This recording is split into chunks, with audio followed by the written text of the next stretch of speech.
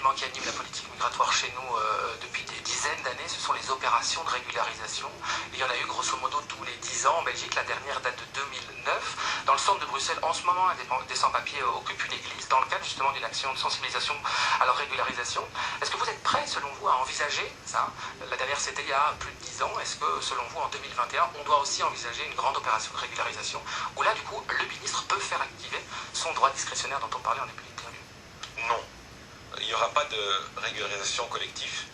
Et je sais qu'auparavant, ou dans ces derniers jours, on m'a dit que j'étais dur en le disant aussi fermement. Mais je préfère être dur et clair parce que je ne veux pas non plus donner un faux espoir à certaines personnes. La régularisation en soi, c'est une procédure exceptionnelle. On a des droits et des règles de migration qui sont assez claires. Et donc chaque personne a le droit de demander de l'asile. Il y a des procédures à suivre pour savoir si quelqu'un a un réel besoin de protection internationale ou pas. Mais pour certaines personnes, parfois il y a des cas particuliers dont on a parlé là tout de suite, et il y en a encore plein d'autres, où il faut essayer de voir que même s'ils n'ont pas ce droit de protection internationale qu'ils devraient pouvoir recevoir, s'il n'y a quand même pas une raison pour laquelle, avec une raison humanitaire, on doit quand même pouvoir aider ces gens-là à avoir une protection et donc une régularisation. Mais ça se fait au cas par cas et ça ne se fait pas de manière collective. Sinon, toutes les règles de protection internationale n'ont aucun sens. Et pourtant, Sami Madi, de nombreuses études récemment ont illustré l'importance de l'immigration sur notre économie, en Belgique et notamment en Europe, en soulignant les effets bénéfiques, justement, en termes de PIB, de pouvoir d'achat et de richesse produite dans le pays, liés probablement aussi à ces grandes campagnes de régularisation. Oui, il y a eu une grande campagne de régularisation collective qui s'est faite en 2009, il y en a une qui s'est faite en 2000, et à chaque fois on a dit que ça sera la dernière, on régularise tout le monde, et puis comme ça on commence d'une page blanche, et puis on voit ce qu'on peut faire. Mais à nouveau, il y a des procédures à suivre, il y a des règles à suivre. Il faut savoir aussi qu'il y a quand même, entre 2009 et 2021, il y a environ 100 000 personnes qu'on a demandé et qui sont retournées dans leur pays d'origine. Donc ces personnes-là qui sont parties parce qu'ils ont respecté les règles, au final, ce sont des personnes qui ont perdu dans l'histoire. Donc non, il faut faire respecter les règles. Et je serai la dernière personne à vous dire que la migration ne peut pas avoir un effet positif sur notre économie. La Banque nationale l'a dit, mais ça se voit dans nos rues et il y a du talent partout. Et donc il faut essayer de faire en sorte que cette chasse au talent, on puisse réellement la gagner. Et ça, c'est un travail à faire, mais c'est un autre travail. Et c'est quel le visage justement de la politique migratoire belge? C'est quoi la chasse au talent? Quelles sont l'immigration qu'on va accepter alors en Belgique? Mais il y a deux formes d'immigration acceptée.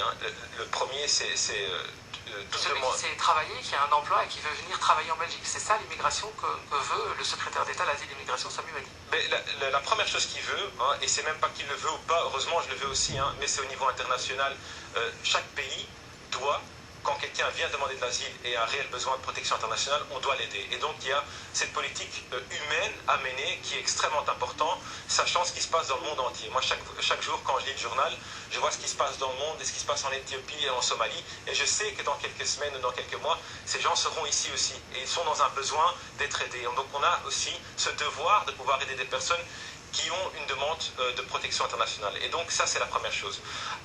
À côté de ce côté humanitaire, il ne faut pas oublier non plus qu'il y a plein de gens qui veulent travailler, qui veulent renforcer notre économie, qui ont un talent, qui travaillent parfois dans des secteurs où chez nous il n'y a personne qui veut travailler dedans. Et donc là, on doit essayer d'avoir une politique attractive pour faire en sorte que des gens qui puissent renforcer notre économie. Secrétaire d'État à l'asile et à la migration, une question qui se pose dans cette crise sanitaire, c'est est-ce que les sans-papiers auront le droit d'être vaccinés? On sait que ce sera le cas au Royaume-Uni. À Bruxelles, le ministre de la Santé, Alain Marron, s'y est déjà engagé. Ce sera le cas pour tout le monde, partout, dans toutes les régions? Oui, ça n'aurait aucun sens, à mon avis, de ne pas faire en sorte que des gens sans papier ne soient pas vaccinés. Je vois pas où le Covid-19 ferait une distinction entre quelqu'un qui a des papiers et quelqu'un qui ne les aurait pas. Après, de quelle manière et quel jour et comment, il y a un task force avec des experts qui font leur travail. J'ai essayé pendant ces derniers mois de ne pas trop m'exprimer sur le Covid-19 et sur toute la politique à mener parce que j'ai l'impression qu'il y a déjà 10 000 experts et j'ai pas envie d'être le 10 001e. Donc là-dedans, je ne me mêle pas. J'essaye de faire en sorte que tous les experts puissent faire ce qu'ils doivent faire.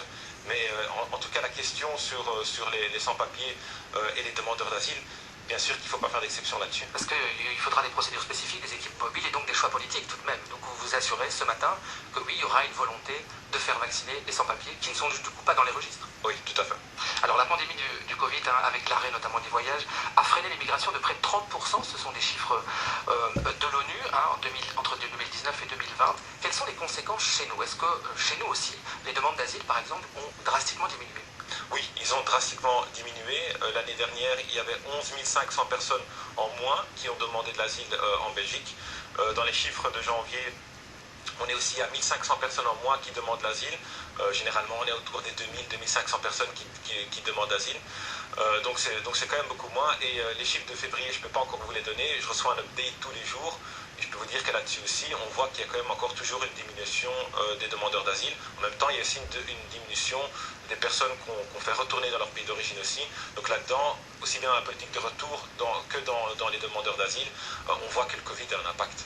Comment va se dérouler le déconfinement du coup de cette politique migratoire? Les personnes qui veulent circuler, les migrants qui veulent fuir leur pays, vont probablement encore tenter de traverser les frontières. Est-ce que vous craignez un effet yo-yo avec éventuellement un engorgement de cette politique migratoire dans les prochains mois?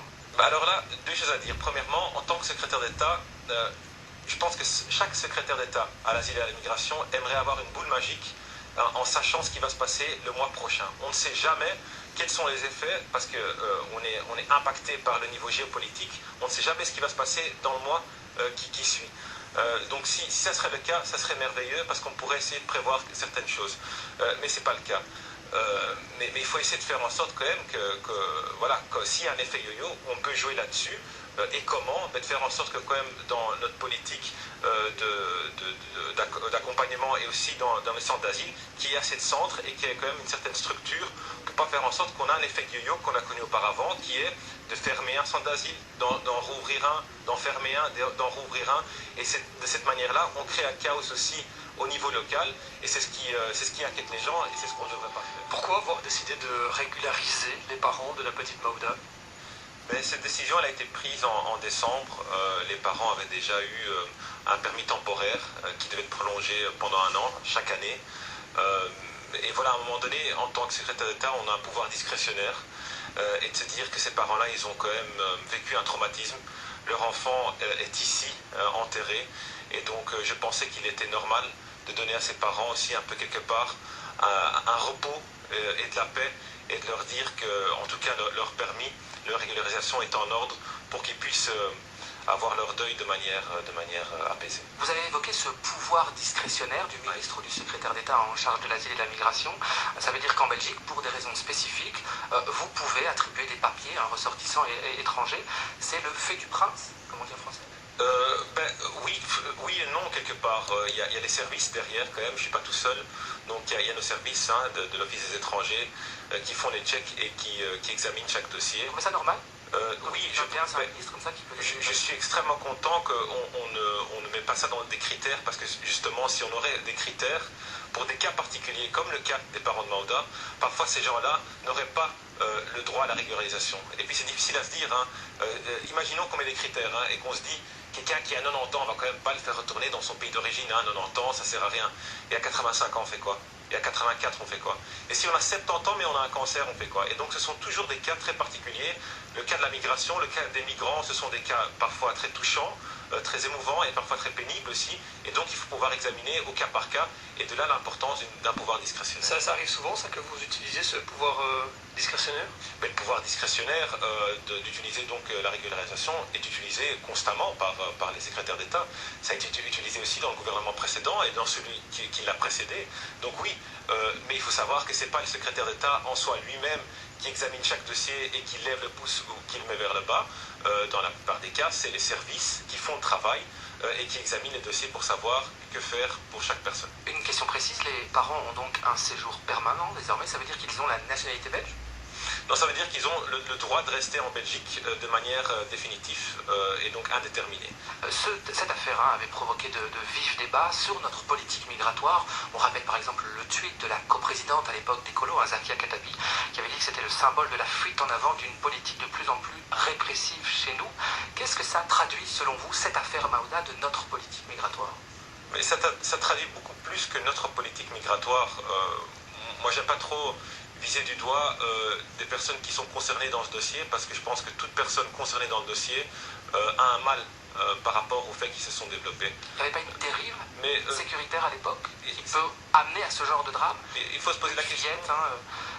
Qui donc succombe après des tirs de balles de la police lors d'une course-poursuite avec des migrants. Oui, mais je pense qu'il faut se poser la question de manière beaucoup plus structurelle. Comment se fait-il qu'il y a tellement de cas de personnes qui font une démarche pendant des milliers de kilomètres d'un endroit à un autre, qui vont d'un pays à un autre aussi, qui vont de la Suède en Allemagne jusqu'en Belgique, qui font la traversée vers la Grande-Bretagne, sachant que c'est une traversée extrêmement dangereuse. Et donc là-dedans, il faut travailler à une politique au niveau européen, et donc c'est à laquelle on essaie de travailler.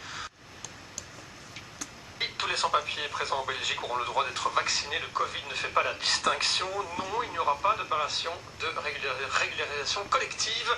Voilà le message délivré durant cette interview par le secrétaire d'État à l'asile et la migration, Sami Mehdi. Merci beaucoup d'avoir été l'invité ce matin.